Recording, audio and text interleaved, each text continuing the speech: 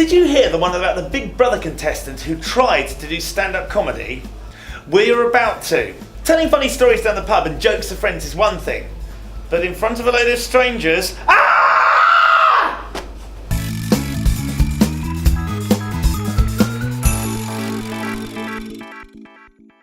Luckily, help is at hand. Katy Schutte teaches and performs improvised comedy. She also is a stand-up comedian and comedy compere. Hello Katy, how are you doing? Yeah, good, thank you. How are you? Good, yeah, I'm very well. A little bit hurried because I'm always late, you see. I want to find out all about comedy. What makes a good comedian? Well, everyone's different, I think. Yeah. So I think if you rely on material that makes you laugh rather than trying to fit it to something that the audience might like, you'll find your audience. So I think you can't really put it down to confidence or not confidence, because you look at people like Lee Evans and he builds his whole act on being petrified. Yeah. Or you look at Jimmy Carr and he's super confident. So like you find your own character, exaggerate your own character to make a good comedian. What kind of skills do I need to develop?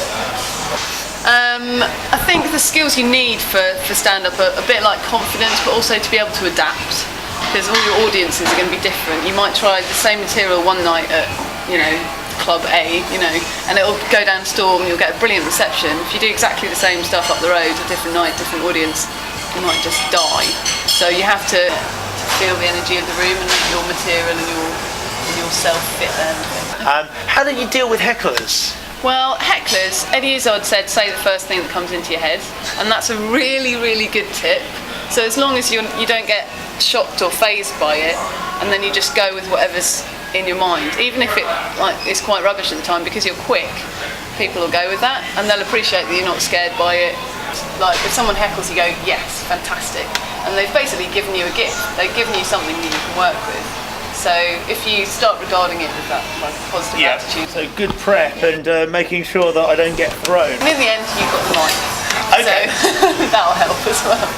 How can I get into doing comedy? There's loads of classes and workshops and stuff. We've got an improv course, and the skills you'll get are, learning to listen, to agree with other people's ideas and things like that, and to commit to your ideas. If you're on stage and you look like you think your material's rubbish, if you look like you're full of self-doubt, then the audience is going to feel that and feel really uncomfortable for you. Not in a negative way, but in, they can't enjoy it, they can't relax if they think you look like... So, it'll help you with that. Yeah. And also if you feel like you dry up doing stand-up on stage, you know that there's another place you can come from, you don't have to rely on your script if you've forgotten it, Okay, and how do I get into a course? I'll let you in. You'll let me in? Sneak you in through the back door.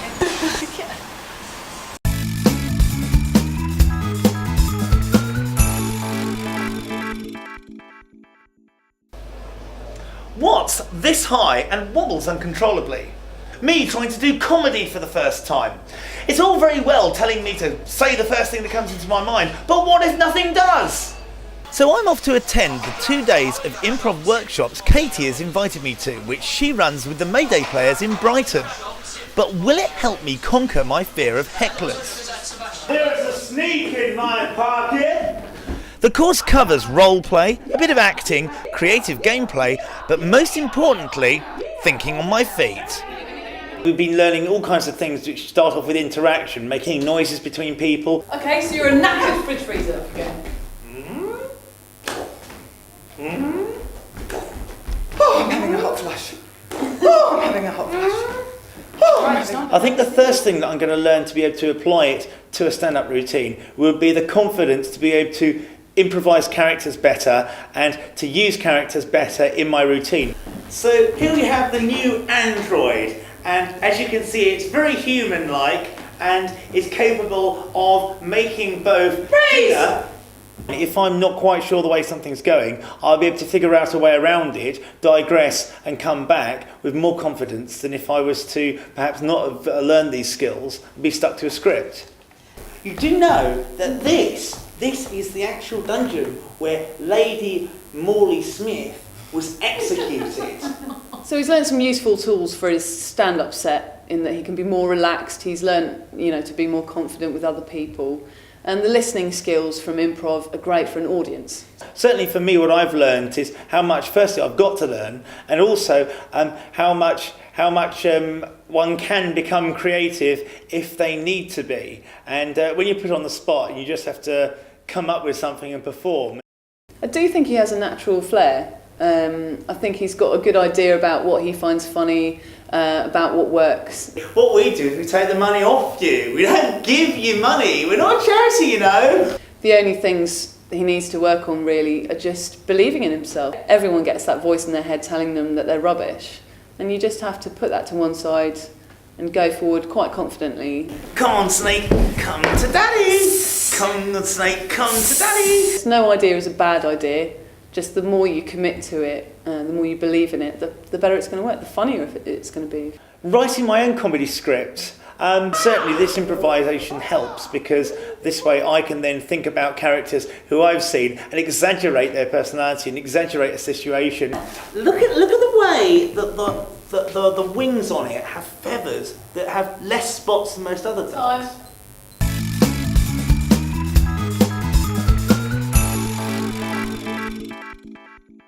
What do you get when you cross Eugene Sully with an improvisation class?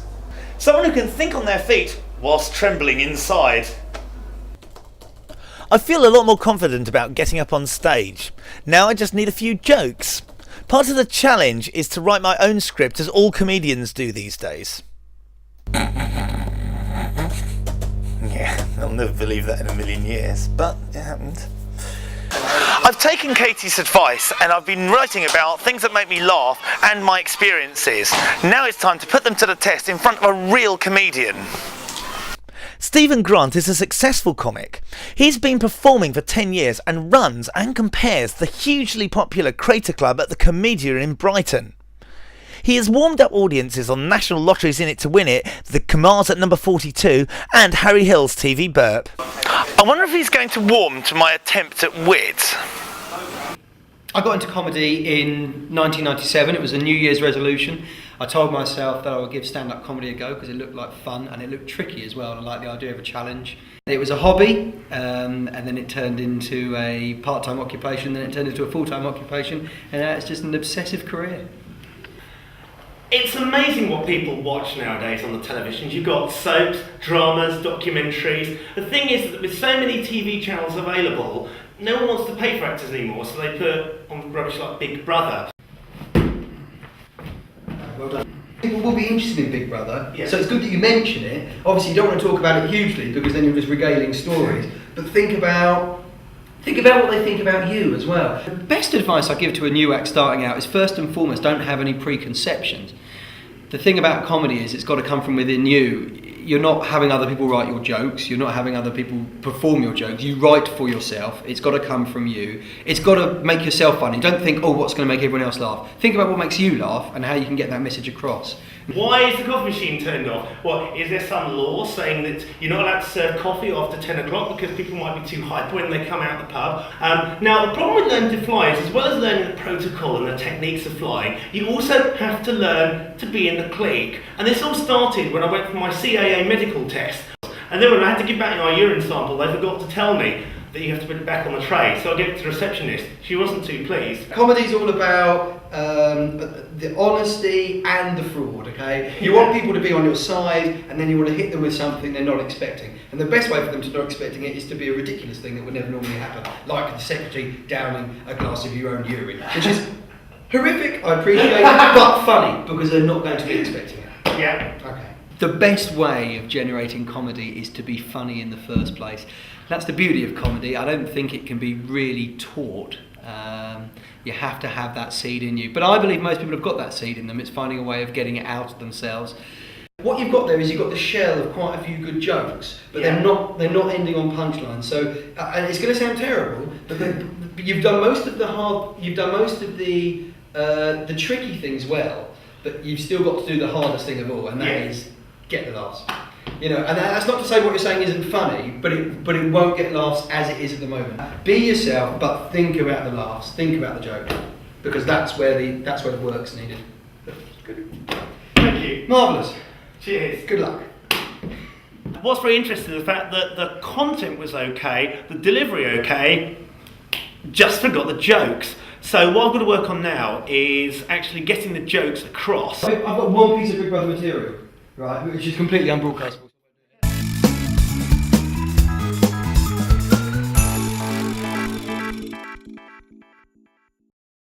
What's black and white and not red enough? My comedy script. I've been over and over it, but I can't remember the last bit. The big day has arrived, my first gig at the Rabbit in the Headlights, a comedy night especially for new acts. I've tried to keep a low profile, but it seems word has got out. I have rehearsed about 8 times, and the only problem is I keep stumbling. Yeah, I'm very well. I've just come to it's on a stand, that's convenient. Yeah, you can just imagine it's like one of those like 70s kind of like whistle test programs. It's very low. But I'm allowed to hold it, I presume, if I so desire. Well, that seems to work. I'm quite happy with that. I don't know what to say with people watching.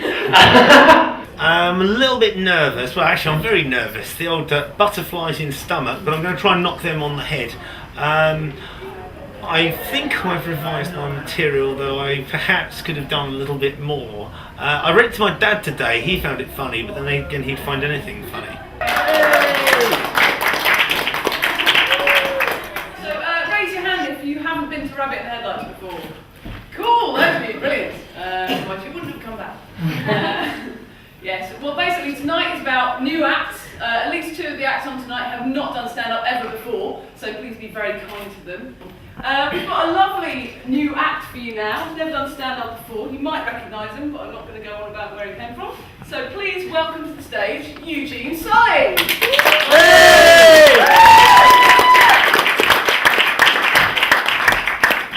Yeah, good to see you all. I've been in front of millions of people, but I'm in front of about 40, and I find that far more terrifying. But hey, you're probably a lot more intelligent than all the people I was with anyway. But Big Brother is real life. I mean, you get all these people making a big deal out of nothing. I had one girl, Makosi, having a go at me because I threw a tea bag away. I mean, where was I supposed to put it? In the swimming pool? That would be tea bagging. Especially if I had milk and sugar. I wouldn't want to get on the sun for that. I said, don't leave your dirty pants lying around on the floor in the bathroom, period. I was at a pub in Eastbourne recently. This was no ordinary classy venue. This, oh yeah man, was the Wetherspoons. Fantastic. And all I did, because I don't drink you see, so I went in there and asked for a coffee. They thought it would be easy, but it turns out the response was, coffee? Oh no, the coffee machine's turned off mate. Oh right, okay, how about tea? No, the coffee machine's turned off.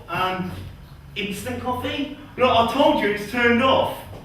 Why on earth was the coffee machine turned off 2 hours before closing time? Is it because the local council don't want people coming up hyper on caffeine and going and screaming their heads off? Or is it because of some European work directive saying, yes, coffee machines are not allowed to work more than 12 hours without a break?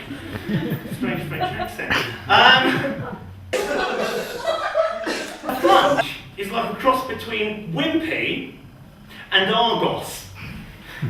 You have up on the top. You have some preset menus, and you say, bonjour, je voudrais un numéro number 2. Ah oui, le français, puis le numéro 2, 10 francs s'il vous plaît. There you go. And then you get given a receipt, and you have to walk up to another table, and you ask for your drink. Je voudrais le coq s'il vous plaît. Ah oui, le français, tu suffit de plus de 10 francs. Oui, oui, oui. And then you give your receipt to another table where they give you your meal. Have you noticed that whenever you see the French on TV, they always have to say their country, don't they? They say, oui, le français. You know, if you ask them, how do I get to the cathedral? Well, la cathédrale. Oui, la gauche, la tout droite, le français, le deuxième, le président, vive la France. Imagine England asking somebody the same thing. You know, how do I get to the station? Oh yes, so you want to go down the road, past the home counties, and then keep going with England, Great Britain rules, and then it's just on the left by Margaret Thatcher. You wouldn't expect to go out on a trip in a plane called a Descender, would you? Good evening, welcome on flight 666. You are flying in a Descender. There are 4 emergency exits, 2 at the front, 2 at the rear, but I wouldn't bother using them. Make sure you're aware of the brace position, because you're going to need it. And overall, of course, enjoy your flight. It'll probably be your last. Thank you very much. Take care. Yay!